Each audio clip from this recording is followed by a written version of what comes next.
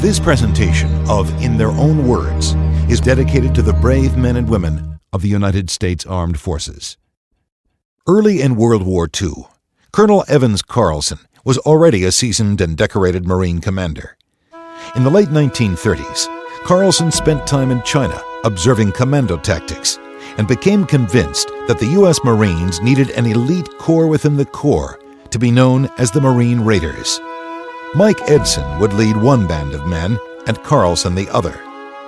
Despite the Marine Corps' misgivings, the first units were recruited and trained in 1942. These units served with distinction in Guadalcanal and the Makin Island raids, among others. William Lansford was among the first to join the Raiders, but his path to success was not an easy one. A Marine Raider was a necessity that came up shortly after Pearl Harbor, when we were more or less, as they say in boxing parlance, riding our bicycle around the ring, so that the other guys couldn't catch us.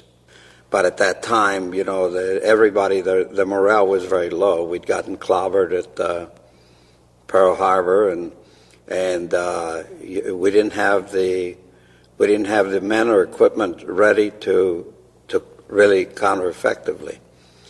Yet there was a need to build the morale of the country, of the people, and so the Raiders were created for that purpose. And we were patterned on the concept of the British Commando. And in the early days, when they decided to do the Raiders, when President Roosevelt gave the okay, the men who were going to lead the Raider Battalions, at that time chiefly Carlson, Evans F. Carlson, and Edson, who was forming the first Raiders in the East Coast,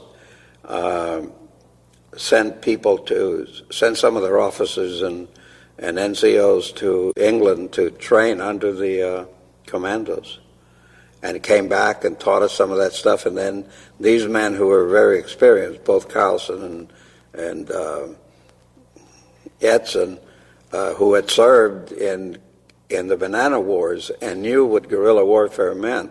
Carlson had also served in China with the 8th Route Army. They began adding their own touches to the Raiders. The configuration was what was needed. Would we be able to pull some quick raids and get out of there before they caught us? And the idea was really, I think it's a morale building and media catching sort of, and that's basically what we were meant to do. And to sort of hold the enemy off at arm's length while the regular Marines, got up to strength. I'd always wanted to be in the military, and in 1990, a lot of Depression kids went into the CC camps here in California, I suppose all over the country. So I dropped out of school and went into the CC camps. And it was a great place to train young guys, 16, 17 years of age, to go right into the service. And we're talking 1938, 39, when the war was on already in Europe. So when I got out, I tried to get in the Marines, and I was too skinny, and they wouldn't take me. And I tried to get in the Navy, and they wouldn't take me. Nobody would have me. I was underweight and skinny looking, and even though I'd been in the CC camps and was I was a lumberjack there. Sounds silly, but anyhow, I was coming out of the Marine Corps recruiting office in downtown LA for the umpteenth time, and I saw this great, big, massive-looking guy with all kinds of gold stripes and all. He was a Marine sergeant, and he said, you've been hanging around here a lot, son. I said, yes, sir. You're trying to get in the Marines? Yes, sir. He said, any luck? No, sir. He said, I'll tell you what. He said, you go down to Inglewood. There's a reserve company there. There's a reserve unit there, the 13th Machine Gun Battalion Reserves. He said, you go there and sign up. And he said, in 2 weeks, you'll be in the Marine Corps. So I did that. I went and I came to Inglewood and I signed up there, and they issued me a uniform and a rifle and all that stuff. And almost 2 weeks to the day, they mobilized us. And we're talking 1940 now. And in 1940, I ended up in the Marines, and directly out of boot camp, they had a list on the bulletin board. You could sign up to go to China, or you could sign up to join the 6th Marines and regiment, which was forming then. And I signed up to go to China because every Marine and sailor wanted to go to China. That was the place to be. Well, guess where I ended up? I ended up in Iceland. I got back from Iceland 10 months later and went into and they isolated us in this camp back in the U.S. They put us in, I think it was Camp Elliott, and they put us in this isolated camp. We couldn't get out of there, and we had nothing to do but hang around the barracks all the time, and we began hearing about this outfit, called the Raiders and the Commandos, and they said it was a suicide outfit, and the guys that volunteered were volunteering to die, and all sorts of melodramatic stuff. So another guy and I got very curious. Yeah, I had very bad luck with top sergeants in those days. I was a PFC. And I thought, well, if I can get it out of this outfit, I'll be ahead of the game. So I went to the sergeant and I said, we would like to apply for this Raider, this commando outfit. And he said, get back to the barracks and don't bother me, They're all filled up. And that's what we'd heard, that they had filled up because they had been recruiting while we were en route back. So this guy and I decided that night that the following day we would sneak off and go see what we could find out about this guy, Carlson, we'd heard about.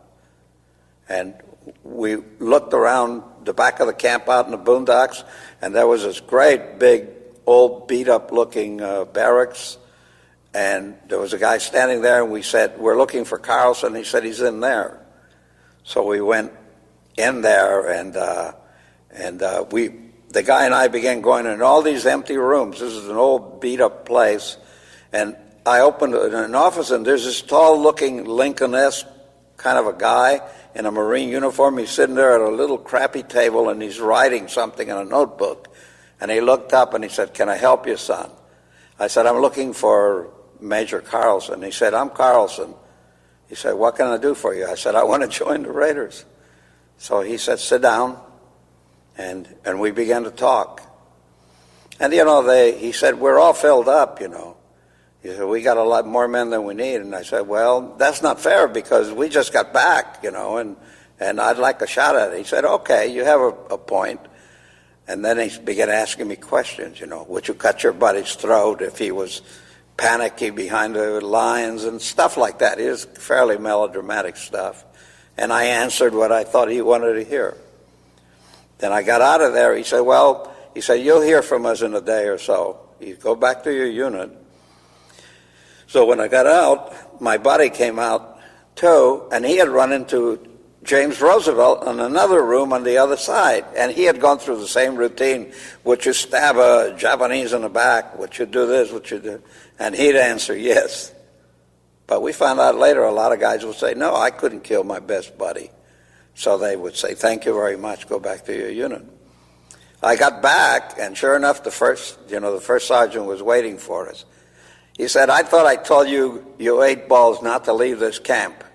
He said, okay, get back to your quarters and I'll take care of you. So I thought, well, court-martial. The next morning, a guy comes running out and he says, Lansford, pack your sea bag. He said, right away. There's a truck waiting for you guys out there. He told the other guy, too, there's a truck waiting for you out there.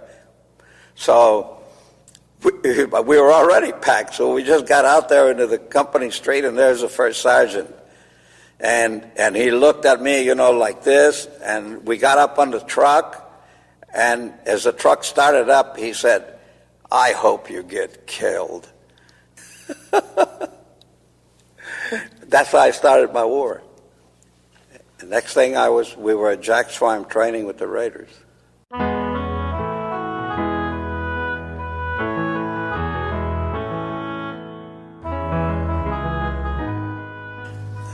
We had heard a lot of stuff by that time about the Raiders, because the newspapers were trying to find out what was going on, and it was very hush-hush and all that. Basically, we moved into this great big empty boondocks, where they used for a tank park. They would park the Marine Corps would park its tanks there one time. It was called Jack's Farm. Anyway, I was assigned to a company, and with a whole bunch of people I didn't know, and we were indoctrinated. That was the first thing. Carlson brought us together, and at that time I think he was a major. He had just come back into the Marines, and he was a major, and he and Jimmy Roosevelt had built like a little platform, and they would get up there, and then they would call it what we call a gung-ho meeting. Later on it became a gung-ho meeting. And they would explain what our objectives were, and they were terrific. They would give you a whole indoctrination and tell you why we were doing these things. And also tell you not to believe all that nonsense, that we would be relatively safe if we learned the principles of guerrilla warfare. We were armed, and they had a lot of experimental weapons there. And we were told that there would be no saluting. Everybody was of equal rank, regardless of whether they were captains, lieutenants, anything. We call each other by our first names, and instead of saluting, whenever two men met, they would instantly go for their guns, and they would snap at each other, pull the trigger to see which one would win. There were a lot of arguments. I got you first. No, I got you first. And but we averaged about 18, 19 years of age. Anyway, during the training, there were casualties. There were about 3 guys that I can remember. One of them got shot through the jaw. Another guy got shot in the belly. Because when we would shoot, sometimes there's always some dumbbell, who forgot to unload his weapon. But the old man considered that to be part of the training too. You had to know what you were doing. And because he always stressed that in combat there would be no second chances. And he was right, as always. The training never stopped. I mean, Carlson and Roosevelt believed that you couldn't be overtrained. And we continued training even after we left Jack's Farm, and we shipped out overseas and went into various staging areas. We continued the training all the time, constantly. And you had to be on your toes, because the kind of stuff that they were teaching us, like sneaking up on people and like grabbing a guy up from behind and throwing him, or like defending yourself against. Carlson was an early adherent of Asian or Oriental, as we call it then, combat, close contact combat, because as it was proven later on, that did happen more than people suspect. And he wanted us to always be very keen. It's like going to judo lessons now. In those days, jiu-jitsu was considered some crazy Oriental thing that white guys didn't do, But he believed that you did do it. And that was a kind of training where you had to, like a good boxer, you always had to keep that edge. So the training never really ended. The purpose of the gung-ho meetings was to indoctrinate us, as I said earlier, and part of that indoctrination was philosophical. Now, later on, Carlson was accused by a lot of jealous establishment Marines, I'm sorry to say, generals, colonels, people who were really jealous of this man and actively hated him, sometimes. He was accused of being a commie, a pinko, being more Chinese than American, all that nonsense, because he had spent a lot of time studying the Chinese tactics, marching with Mao and the 8th Root Army. He had made that 1,000-mile march with the Chinese. But the fact of the matter was that I think if you put him up against President Roosevelt or George Washington or Abraham Lincoln, you would have a guy that fitted in perfectly. His father had been a Congregationalist minister, and Carlson really believed in God, but really he was a real Christian in the sense that he loved people and he protected people. And as far as being an American, I'll tell you, our gung-ho meetings opened by singing. We sang the Star-Spangled Banner. That was the first, that's how we opened them. And we closed them by singing Onward Christian Soldiers. And during the course of it, we pledged allegiance to the flag. Now, how American can you get? Carlson explained the time that he talked a great deal about the time he had spent with Mao's guerrillas and the tactics that Mao's guerrillas had used, and in order to defeat the Japanese. One of the reasons why Carlson had gotten out of the Marine Corps was because he was actually, and this is something that a lot of people didn't know, he was actually acting as an American agent for President Roosevelt and discovering all that he could unofficially about what the Japanese were doing in places like China, places where they had already invaded.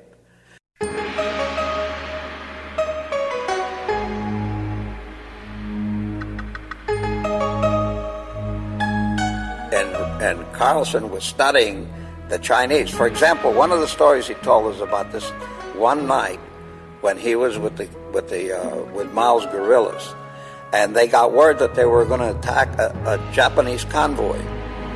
He said that early that evening they took off, trotting, half running, half walking with all this equipment because they had nowhere to ride. They covered 50 miles. At dawn, they attacked the enemy or thereabouts. My memory is not what it used to be, but they attacked the enemy convoy. They just chopped it to pieces, and before the Japanese could reinforce, get themselves reorganized, and come after the Chinese, they'd gone back. They arrived back at their base the following day. In one day they had gone, they had destroyed a convoy, and they had run back, and this was all done on foot. And this is what he said, this is what you have to do. He would sometimes get us up early in the morning while it was still dark, and he'd say, boys, we're going to do 20 miles with full packs, all weapons, helmets, everything, no breakfast until we get back. And off we'd go. And we'd do the 20 miles and get back. I couldn't do 2 miles today. But that's the kind of a man he was, and dedication plus. He would make a brief address, and he would tell us what the objectives were. He would give us what amounted to a geopolitical analysis of what was going on at that time, in various parts of the world, and how that affected our mission. He would explain to us, he said, I went to see Admiral Nimitz, and I said to him, we're ready, Admiral, we're waiting, what can we do, and so forth. But the reality was that the establishment didn't really know how to use a Raider Battalion. They didn't, and Edson ran into the same thing where he was. They didn't know how to use them. But he would explain to us, and stay ready because we're going to get a job. And so he got them a job, but not perhaps what they had bargained for. Carlson had been very concerned about the continuing vulnerability of Hawaii to attack. And so to make his point, he committed his raiders to invade the island of Hawaii in front of the top commanders in the Pacific, a move that almost cost him his career. There was a great big stand, like a football stand, and all the brass was up there, admirals, generals, you couldn't believe it, Army, Navy, Air Force, everything. They were sitting there like they were going to watch us perform, like we were performing monkeys. Well, it was a maneuver, and we had to take it seriously. And Carlson said, we're going to do this exactly the way we would pull a raid anywhere. We're going to get to Lululemon, and we're going to take it. Well, we believed anything he told us. So we made our landing, and it was like somebody was shooting a movie. Here we're making a landing, and over here, just off the scene, there's admirals and generals and all these and senators and what have you watching us. And we land, and there is a line of, I don't know, they must have had 2,000 sailors, Marines, soldiers, all armed with live ammunition. And we landed and started sneaking past the barbed wire. Well, it was daylight, and they could see how we cut the barbed wire and what we did and all that. But we did it in a way that it wouldn't set off any alarms, and that was logical. They had referees, and we had done it properly. We went inside the barbed wire, and then we camped in there. Well, Al Flores, who was one of my two closest buddies in the Raiders, he was here from Los Angeles, and I were both probably the darkest guys in our company. He was a Mexican kid. So we were assigned the job. We carried civilian clothes in our pack, and we were assigned a job of becoming civilians as soon as possible, getting away and going forward and scouting out this area. I was a scout, that's what we did, and machine gunners. So we got into our clothes and, dressed like civilians, sneaked off under the bushes and all that, and made our way towards Lululemon and began mapping everything. And I won't tell you our story because that's too complicated, but we ended up being chased by the MPs and really having literally to run for our lives because they were trying to kill us. They thought we were real spies. Meanwhile, there were 800 Marines there, Raiders. And that night, as soon as it got to be night, we had all the campfires and everything. The old man sent the advanced troops, and they began to cut like a rabbit hole under the brush. It was cactus, like this kind of cactus you see in the cowboy movies. And they began to cut a hole through the cactus like a rabbit hole, and all 800 Marines went through that little tunnel, through the cactus, through the grass, and out of sight. And in the morning, but it came morning, there wasn't a Marine left there. There wasn't a Raider left. This guy said, where did they go? Where'd they go? And this is all true. I know it sounds fantastic. Carlson then started the guys going through the mountain, through the roughest terrain you can imagine, and they were to approach Lululemon from behind. And behind it was a huge swamp. And it wasn't guarded because all the guards were in front. They had barbed wire. They had a constant patrol around the camp.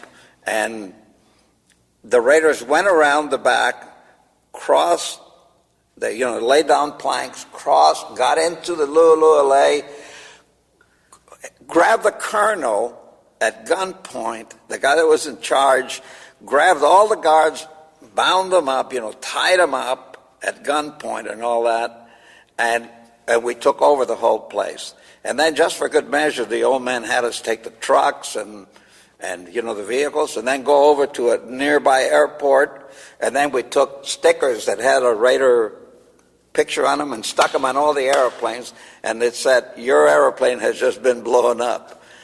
Man, I tell you, there was such an uproar the following day. And I mean, this is the kind of thing that endeared Carlson to the high command. We had completely taken over everything, and we had tied them up like pigs, and they were enraged. The high command was just enraged. I mean, Carlson couldn't do anything right after that, except with Papa Nimitz. And so, they were shipped off to the New Hebrides, to Espiritu Santo, to await their new deployment, the embattled island of Guadalcanal.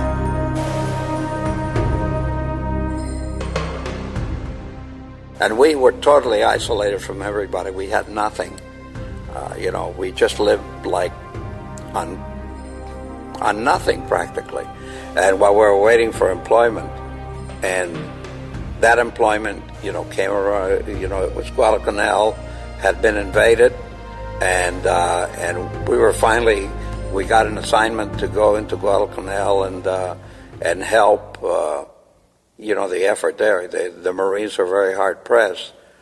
They've done a wonderful job, but I mean they were virtually isolated too, fighting on nothing, and we had come in to escort some Army troops who were supposed to, I guess it was partly an engineer or unit, they're supposed to make a new airfield at Iola Point, a distance away from, near the coastline, away from Henderson Field.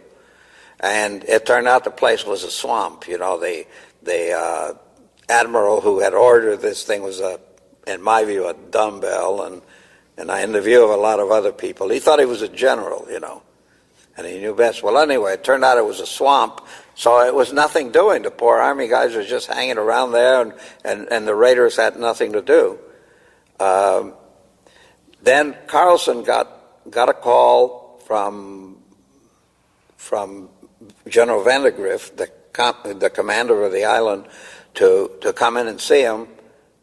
That's the story as I remember, to come in and see him, and then Vandegrift and his staff asked Carlson, Tork Carlson, that intelligence indicated that a Japanese regiment, a fresh regiment, had landed just a few miles up from where we were, and could Carlson do anything to intercept them, because they were heading for Henderson Field, and they were going to reinforce the Japanese troops there, and very probably attack the Marines again and try to take the field back. And the Marines were, they were hungry, they were tired.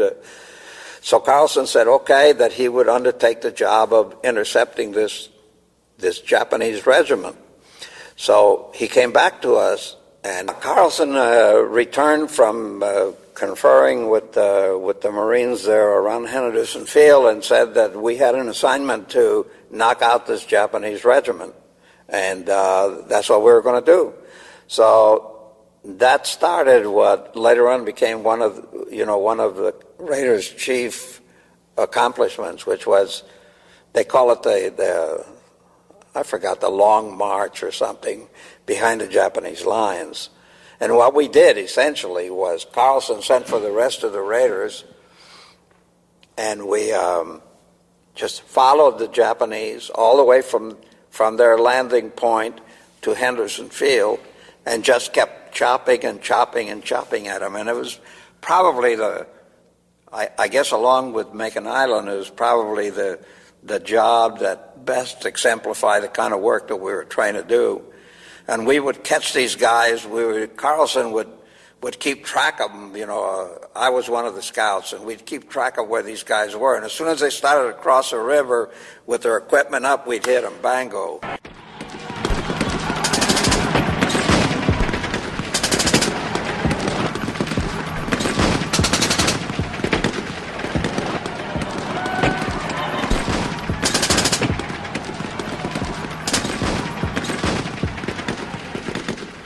Carlson had developed many unorthodox, you might say, techniques, combat techniques. One of them was, and he seldom gets credit for this, everybody else takes credit for it, but one of them was the fire group, which gave tremendous mobility and firepower to the Marine squads, and it's used today. The other one was extensive use of walkie-talkie radios, by which the officers were able to keep, the company officers were able to communicate with each other and coordinate their attacks. And consequently, we had a lot of mobility that the Japanese didn't have. And, it was a whole regiment, and we were just working in teams of maybe one or two companies at the most. And we were able to hit them and then disappear into the jungle, which must have galled the Japanese because they were supposed to be the great jungle fighters. And we would hit them and disappear into the jungle, and then a few hours later locate them and hit them again. And the result was that after 30 days of following and hitting these poor guys, the regiment ceased to exist. When it arrived at its destination, it was useless. And my understanding is that the colonel burned his flag and shot himself, and that was the end of that effort.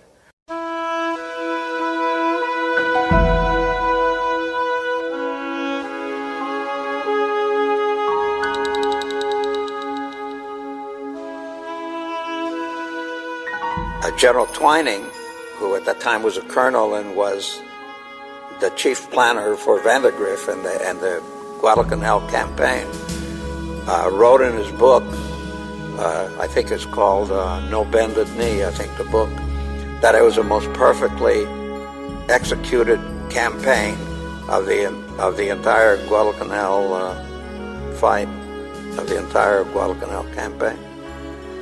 And Carlson did that.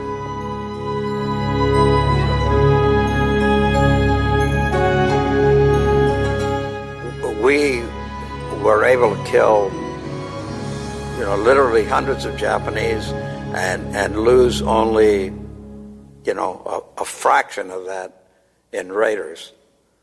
I think in one time, I think we knocked off about 50 of them at Asamana, and we lost 3 raiders there, as I recall.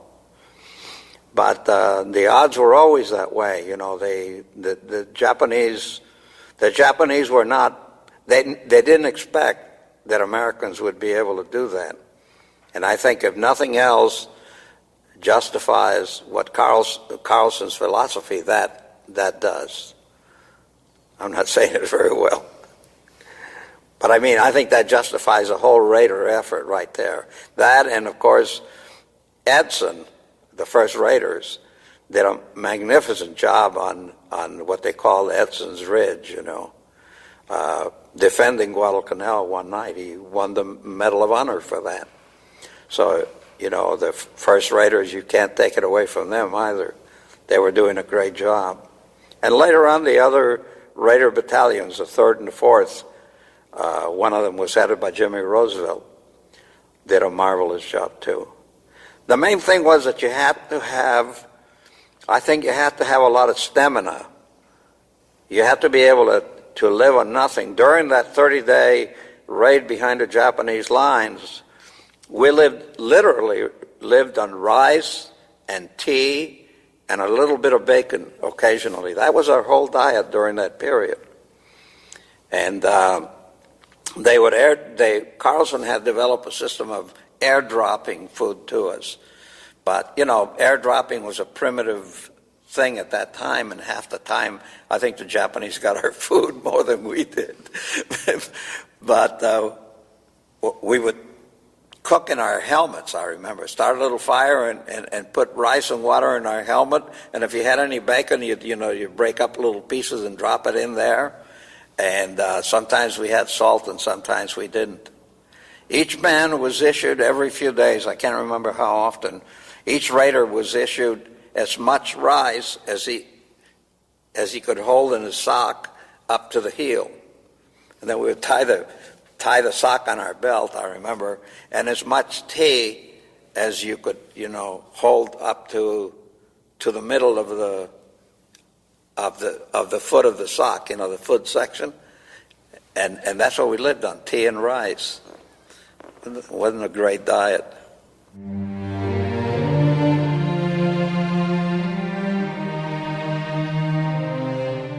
When that was left of the Japanese regiment arrived at Henderson Field, they were demoralized and decimated, and the regiment was essentially destroyed.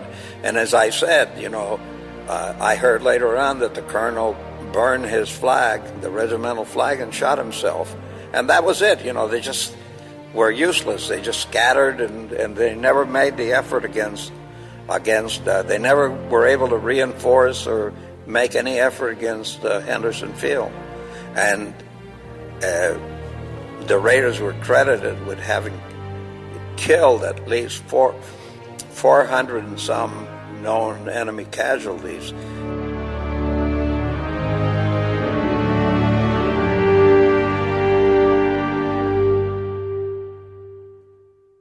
the jealousy and the nitpicking and the backbiting that existed against the Raiders is not from the rank and file of the regular Marines, because they really, I feel from what they said to us, when we got together, that they really admire the work we were doing. It was a very high rank, the generals and the admirals, they were sniping at Carlson, but the Marines always treated us great, and they thanked us for the work we were doing and the fact that we'd gone out there. When we came back, I remember talking to some of the Marines from, I think it was the 7th Regiment, who were holding the line, and when we came through their lines, they actually looked at us as though they were seeing ghosts. We were the skinniest, most beat up, dirty, bedraggled bunch that they said that they had ever seen. They couldn't believe it. One of the guys said, "You guys look like ghosts coming through the line. You look like skeletons." And we'd been living on rice for 30 days and tea. And when we came through, that Marine regiment just ran us right through their chow line. They happened, as we were coming in, they were getting ready to eat, and they just made way for us. They said, "Hey, Raiders, come on, eat." And boy, did we pig out. Their food just tasted like it was the greatest food that ever existed. It was regular Marine food. But they just stood aside and just fed us, feed these guys. And then they couldn't stop talking to us. How was it back there? And gee, did you guys see a lot of Japs? And gosh, we heard about what you were doing. And it was never the rank and file Marines that had that feeling.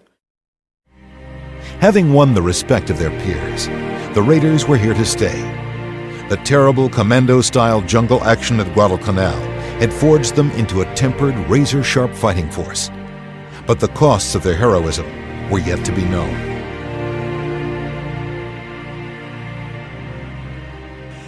I think Guadalcanal was probably the defining moment for the Raider technique, the thing that Carlson had been wanting to do.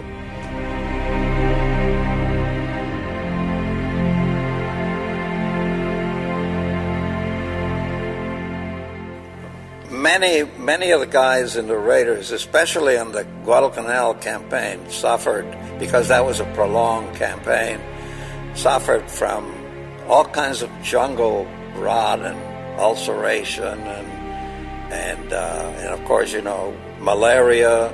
We lived on these pills. We would take these malaria pills, Ataburn, I think it was called, and everybody would turn yellow, and a terrible diet. And the guys were very weak. We were just, towards the end, we were staggering around. When you took your boots off, to try to wash your feet, after a long march, your socks would stick to your feet, and when you pulled the socks off, it would pull the ulcers off, and then your feet would start bleeding. Every day after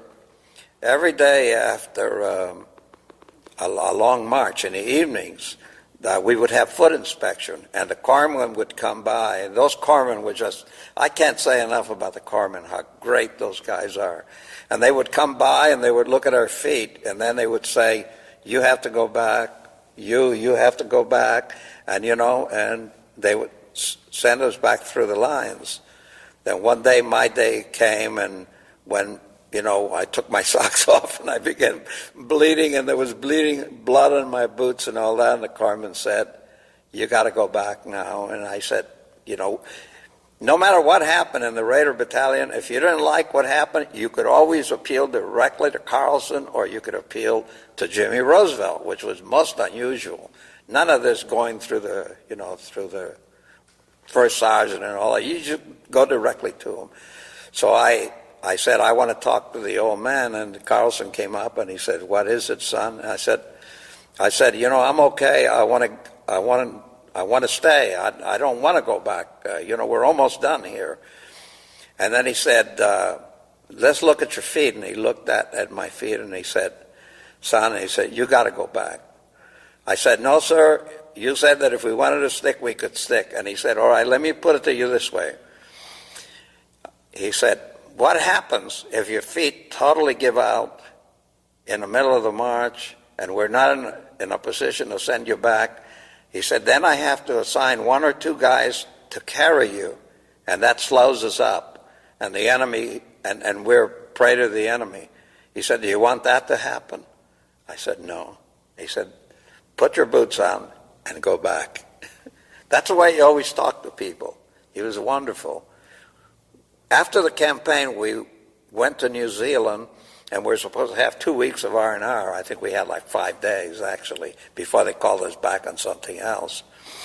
And Al Flores, my buddy, and another buddy, Jack Johnstone, and I can't remember, there were a couple of other guys and myself, walking down the street of New Zealand when all of a sudden a cab or whatever it was came by and backfired, and we just disappeared into the one guy was down in the gutter and another guy was down in the stairway that went down like that. And when I looked up, there were all these ladies and, the civilians looking at us like we were crazy. We had all scattered and hit the deck.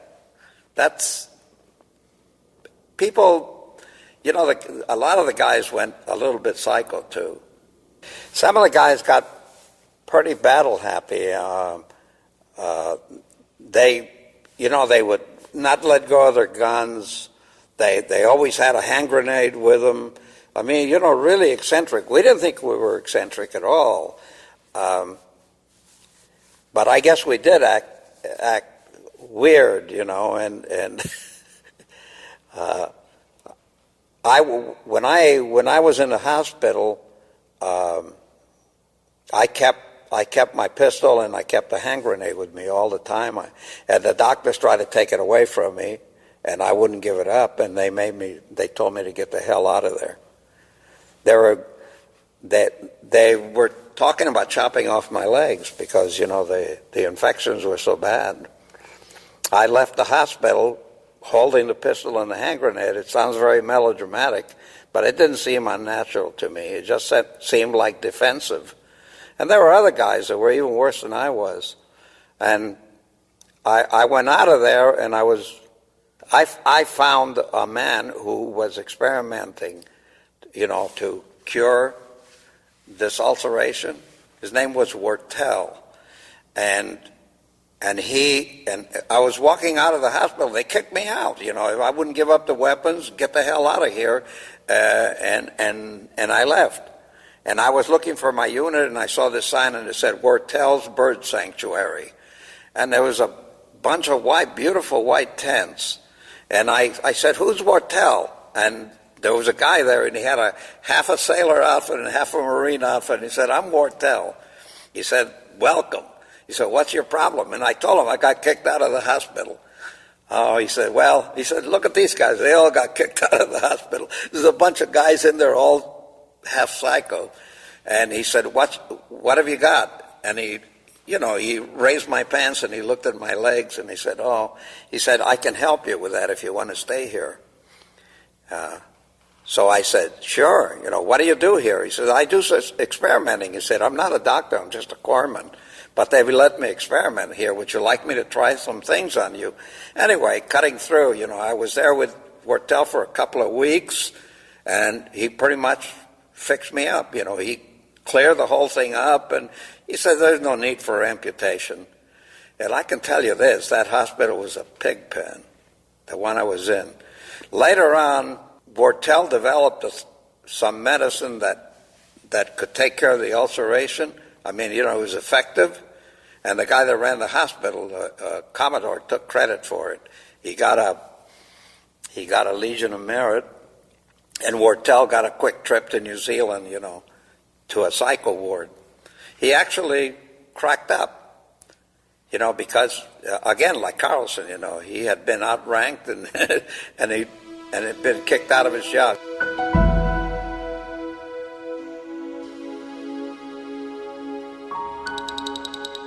With the busy fall season just around the corner, you might be looking for wholesome, convenient meals for jam-packed days. Factor, America's #1 ready-to-eat meal kit, can help you fuel up fast with chef-prepared, dietitian-approved, ready-to-eat meals delivered straight to your door. You'll save time, eat well, and stay on track with your healthy lifestyle. Too busy with your end-of-summer goals to cook but want to make sure you're eating well? With Factor, skip the extra trip to the grocery store and the chopping, prepping, and cleaning up too, while still getting the flavor and nutritional quality you need. Factor's fresh, never-frozen meals are ready in just 2 minutes, so all you have to do is heat and enjoy, then get back to crushing your goals. Level up with Gourmet Plus options prepared to perfection by chefs and ready to eat in record time. Treat yourself to upscale meals with premium ingredients like broccolini, leeks, truffle butter, and asparagus. With Factor, you can rest assured you're making a sustainable choice. We offset 100% of our delivery emissions, source 100% renewable electricity for our production sites and offices, and feature sustainably sourced seafood in our meals. This August, get Factor and enjoy eating well without the hassle. Simply choose your meals and enjoy fresh, flavor-packed meals delivered to your door, ready in just 2 minutes, no prep, no mess. Head to factormeals.com/warriors50 and use code warriors50 to get 50% off. That's code warriors50 at factormeals.com/warriors50 to get 50% off. Sometime after the war, my buddy Al Flores, who had been in the Raiders with me, and another guy came over to me, and they told me that they were having a Raider convention in Santa Monica, and I had not heard anything about anything like that. But anyway, they wanted me to go with them, and I did. And there's all these guys who were still pretty young. All of these guys are boozing it up, and telling each other war stories and all that. There was that whole bunch of old Raiders, except that now they were incorporating, all the 4 Raider battalions, and they call themselves the U.S. Marine Raider Association. I think that was the name they had at that time too. And I saw a lot of the guys that I had not seen in years, and it was really great. I've never been a big joiner, but being around those guys was really terrific because that had been a big experience in my life. I was 23 when I got out of the service, so and now I guess we were it was after Korea, yeah. So it must have been in the 55 or something like that. And I hadn't seen those guys in all that time, and it was just great. And so I joined the Raider Association just so I could see them. And I'm still a member, and we get together, and you can see that most of us are not exactly spring chickens anymore. But we still get in there, and we still tell each other the same old war stories. And instead of being able to down a bottle of bourbon now, we're lucky to get half a beer down. But it's still great seeing those guys. So it consists of all 4 battalions. I think I mentioned that. It's the 1st, 2nd, Carlson. Jimmy Roosevelt ended up with his own battalion after he left Carlson, and I can't remember the rest of them. While these men have been able to enjoy the memories of their accomplishments, others were not so fortunate. One of the less rewarded members of the Raiders was Evans Carlson himself.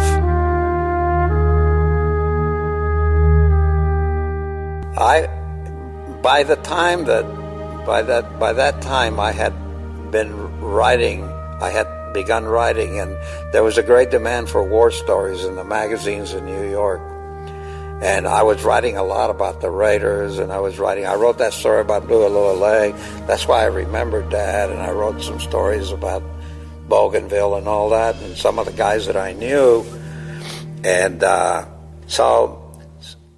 because I was doing research all the time, I was aware of what was happening with Carlson. Carlson started to run for Congress, but he had been very badly wounded. He was physically in terrible condition by that time. I think he was about 48, 49, and he had been urged to run for Congress and had agreed to do it. But he had been wounded very badly. I think it was in Saipan. What happened was, typical of Carlson, a young PFC was hit during the fighting, and Carlson was just an observer. They never gave him a command anymore. They just hated him too much. Like I said, they gave him another Navy Cross and a Legion of Merit and a whole bunch of stuff, but no command of his own. And Carlson was there as an observer, and some young boy, 19, got hit. Great big kid. Carlson ran out. I mean, here he was a bird colonel. He ran out there, picked the kid up, threw him on his shoulder, and started running back into the lines with him. And at that point, an enemy automatic weapon opened up on him. The same one, I guess, that had hit the boy and hit Carlson, got him, I guess, in the shoulder and the back. And as late as 1947 or whenever it was that he died, he had not fully recovered from that. He just couldn't shake it. Physically, he had burned himself out in this Raider effort, totally burned himself out physically, and he couldn't shake it. And he had a heart attack, and then another one, and he went. He says he said to his wife, "I've broken down like the old one-horse shay." And shortly after he died, he would have been a wonderful senator, I think. I was devastated. Everybody was. Every guy that had served under him was devastated by his death. He was such a wonderful man. And even today, I went back to, when I went to Korea, I was an officer then. And I remember I went to visit a Marine unit, and there was this Marine warrant officer of the Marines, and he was talking to some NCOs there, and he was talking all about, the Raiders this and the Raiders, they didn't do anything, and blah, blah, blah, blah. And I said to the guy, I said, I was a Raider with Carlson. He said, "Oh, yeah, Carlson. He was a pinko, wasn't he?" At that point, I knocked him over a table. I had a Jeep out there, and I said to my sergeant, "Let's get the hell out of here." But, I mean, even as late as Korea, you had blabbermouths like that who were saying that Carlson was a communist. It's a damn lie.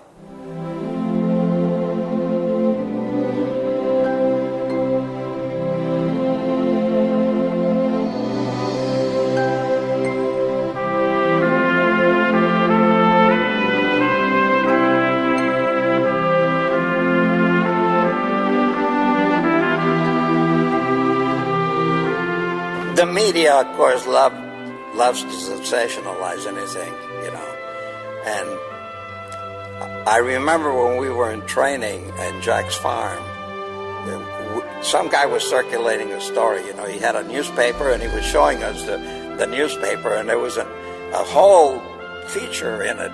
Some guy had visited the camp while we were training, and he had written about these raiders. They were all massive, powerful men, and when we were in training, there was a guy that stood next to us that threw animal blood in our faces so that we could smell the blood and get used to killing and all that, which, it's ridiculous. Al Flores, my buddy that I keep mentioning, was 5 feet 4 inches tall. I mean, he was a little guy. Admittedly, he was the littlest guy in the Raiders. And some energetic sergeant, I said, you always got a jerk in every outfit. Some sergeant decided he was too small, and he had to kick Al out of the Marines, out of the Raiders, rather. And Al was incensed, and he went to see Colonel Carlson, because you could always go see Carlson about anything. And he said, "Colonel, they're trying to get rid of me." And he said, "Who?" And he said, "Well, the sergeant says I'm too little and all that." He said, "You want to stay in the Raiders?" "Yes, sir." He said, "You still willing to go on with us?" "Yes, sir." And he said, "I'll carry a BAR to show that SOB how little I am." The colonel said, "You don't have to." He said, "Just tell him I said to leave you alone." And Al stayed in, and on Guadalcanal he won a Silver Star, which is, I think, the 3rd or 4th highest decoration we give.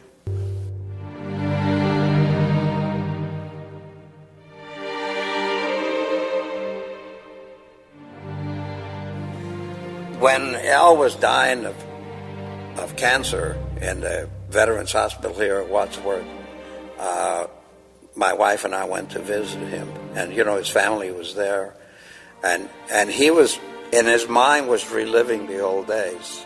He was lying there in bed with his tubes and all that, and he's reliving the old days, and he said, "Do you remember when we did this? Remember how we went through the lines?" He said, "You remember when you had to go back and I took you through the Japanese lines?" And yeah, I remember. And then he took my arm like this and he said, "We must have been crazy, Bill." And then he turned and said to my wife, "We must have been crazy." Yeah, he died 2 days later. But he was a great guy.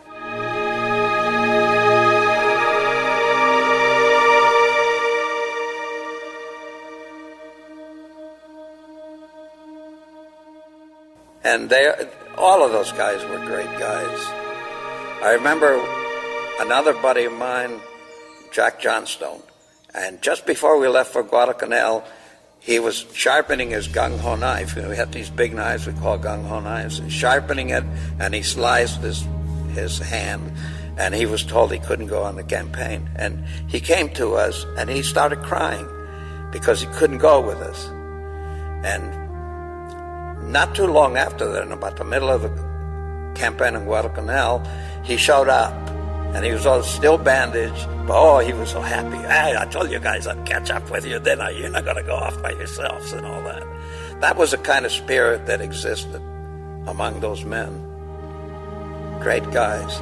At the time, we didn't evaluate one another, but Carlson trained us so well, in my view, and in the view of others too, that actually, far from being a suicide outfit, in my mind, it seems like it should have been a suicide outfit, but actually, we were so well trained that I think we had fewer casualties than the average Marine unit did. I think the enemy is the one that had the big casualties when we met, not us. And I'm not boasting. That was just good training and the heightened instincts and all that.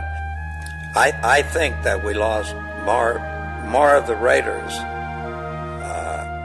in conventional fighting on Iwo Jima than we did, in all the Guadalcanal and all the other Raider campaigns for that matter. A lot of the Raiders bought the farm on that island, and but I think that being our attitude always was that being in the Raider Battalion was the safest place to be, because of the tremendous firepower, because of the guys around you that knew what they were doing, and because of the training that Carlson had given us. We always felt very safe, and I think that we had relatively low casualty figures compared to regular Marine outfits. In effect, the Marines that were admiring the Raiders were suffering more casualties than the Raiders were.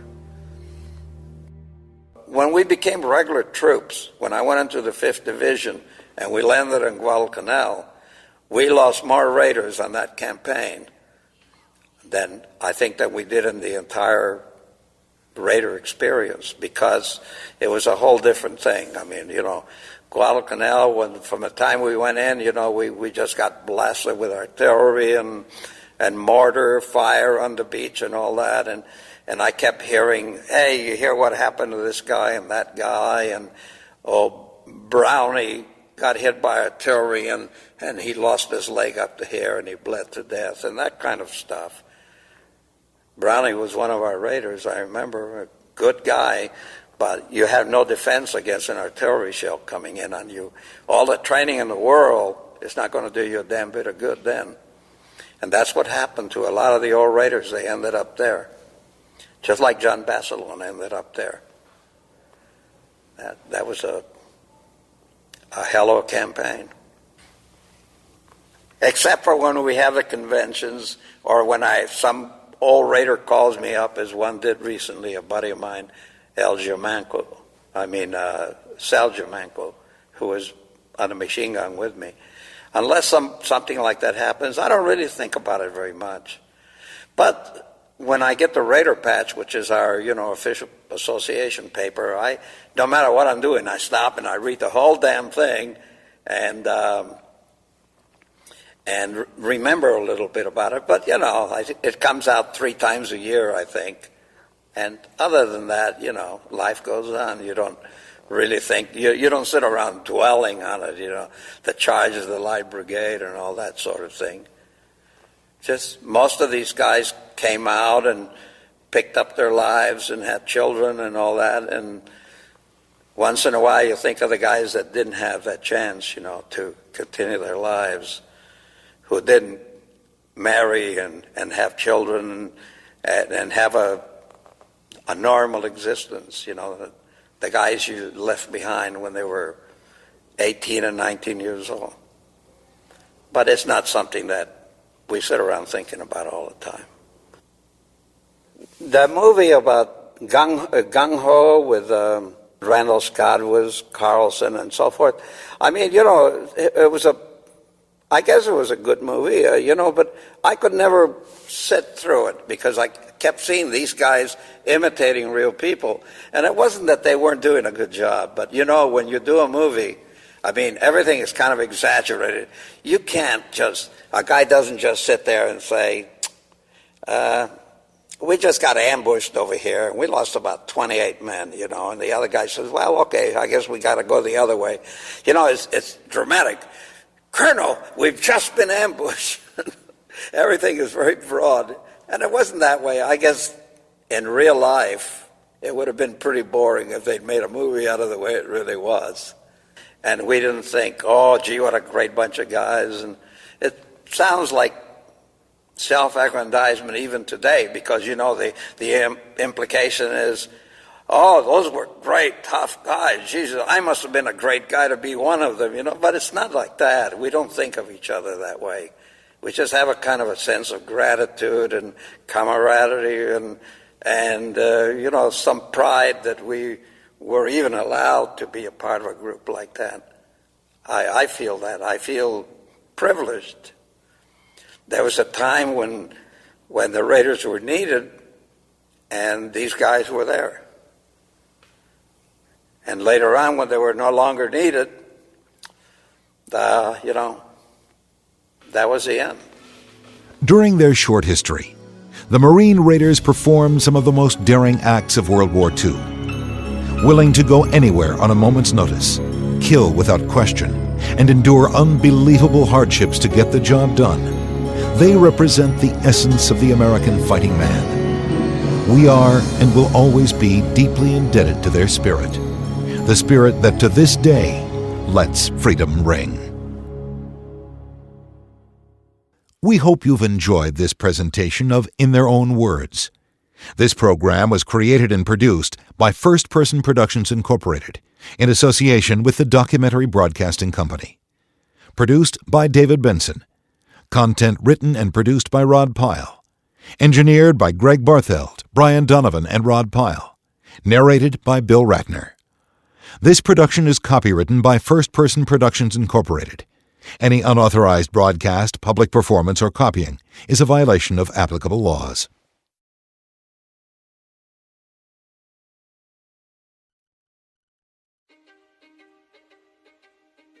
History is complicated. The story of human progress is long, messy, and riddled with controversies big and small. On Conflicted, we dive headfirst into history's most infamous events and contentious figures.